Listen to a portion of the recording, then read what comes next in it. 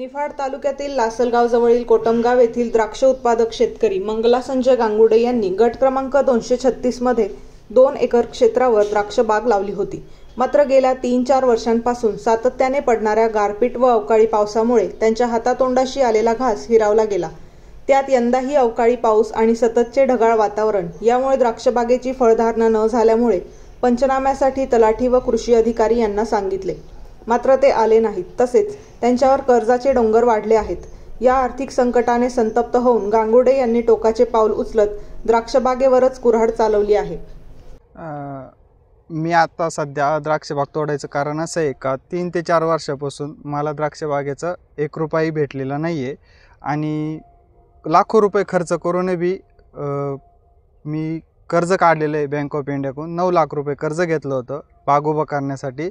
ते फेडणं तर नाही झालं, पण त्याचा अजून डोंगर झालेला आहे। आणि कसं तलाठी कृषी अधिकारी आम्ही यांची संपर्क केला होता का पंचनाम्यासाठी यावं आमच्या भागात, पण अजून तर कोणी आलेलं नाही आहे। आणि त्याच्यामुळं आता आत्महत्येशिवाय काही पर्याय राहिलेला नाही। आम्हाला असं वाटतंय का सरकारनं कर्जमाफी जाहीर करावी। बंधू संजय पंढरनाथ गांगुर्डे यांनी द्राक्ष शेती 10 वर्षापासून करताय। तर 10 वर्षानंतर 10 वर्ष झाले, सलगच्या 3 वर्षापासून त्यांना द्राक्षाचं उत्पन्न कुठलंही नाही। घरात त्यांना बँकेचं कर्ज घेतलेलं होतं 9 लाख रुपये, ते झालेले आता 18 लाख रुपये।